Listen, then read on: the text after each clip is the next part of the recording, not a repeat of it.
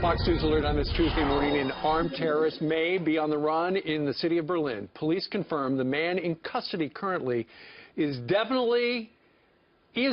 definitely the one who plowed a truck into that Christmas market last night, killing a dozen and injuring 50 more. Still, ISIS is taking credit for that attack, the third one to strike Europe in less than 24 hours. Now populist critics pointing blame at the refugee crisis. Well, here to react to that is CrowdPact CEO and former advisor to UK Prime Minister David Cameron. We have Steve Hilton on the couch with us. He's also now, congratulations, a Fox News contributor. Great to be Glad here. to have you part of the family officially. Well, lovely to be here, yeah. Thank you. That's great.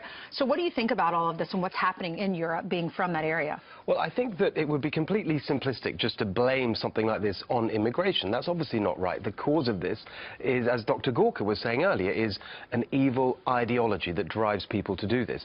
But at the same time, it's just as simplistic to say that when you get a terror attack like this, it's somehow Islamophobic to talk about immigration and to bring up the issue that when you open your doors to millions of people from a chaotic Middle East, it's going to make this kind of attack more likely. Well, I was going to say their immigration policies, particularly Angela Merkel, who's facing the heat right now for opening the door, those policies have made it really easy to do this.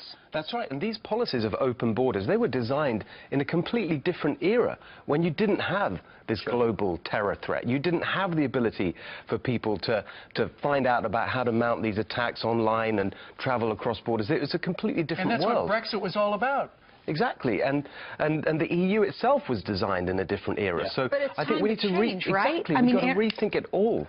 1.1 million people, refugees, asylum, were allowed to come into Germany just last year alone. Exactly, and that is just too much. Look, all of us, I think, would be happy with moderate immigration. We know that it's a source of strength for our economy and our society, but you can't just have it unlimited and uncontrolled. It's not just for terror reasons, security reasons, but for the ability of societies to absorb that many people in one go. You're exactly right. The world has changed. Now, Americans are looking at Europe and saying, hey, we have the benefit of oceans and you know, learn these lessons. How do we learn the lessons so that we don't have this same kind of crisis in the United States? Well, I think it's really important to take advantage of that, the same as in the UK, where it's an island, and actually that means that you can have controls. But governments in the past in the UK, despite that, didn't have sufficiently tough controls on immigration. So I think things like what President-elect Trump is talking about in terms of extreme vetting for people who come from places where there's a record of Islamic terror, those sorts of policies, and just accepting that this isn't being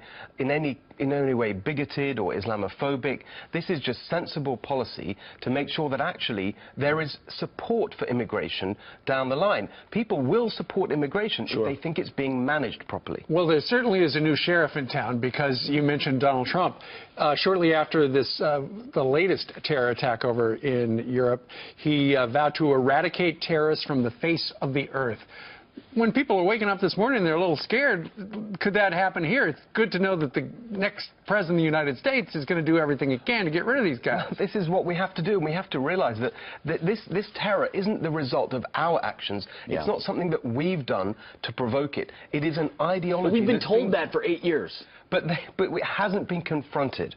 And we've got to take the fight to them. We've got to change the way we think about issues at home like immigration, and also integration, to make sure that people already here are integrated in our societies, because the sad thing is, as we saw with the London terror attacks a few years ago, there are plenty of homegrown Islamic radicals as well, not just those who enter through immigration. So all of these things have to be done at once, and we've got to take it seriously and realize this is a really long-term fight that we have to win. That's what's so scary, to know that they're here in the U.S. We saw San Bernardino, we saw Ohio State with that guy driving through, and then what happened down in Florida at the nightclub. They may not be radicalized right now, but they could be in a year. That's right. And so we have to win that argument too. We have to take on the ideology, show it for what it is, and actually make sure that everyone who's here signs up to our values.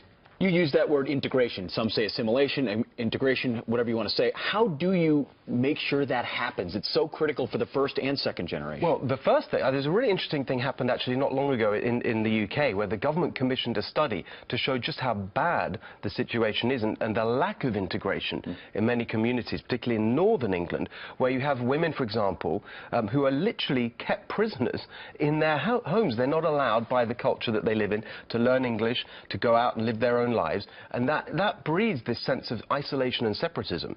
And that's the sort of thing that we have to first do. We have to realize that the integration isn't happening. So producing reports like that actually show the problem, that's the first step in fixing it. Real quickly, you said when you sat down you had a story to share. I have something here. It's Christmas time. It's a little present back to you, Ainsley.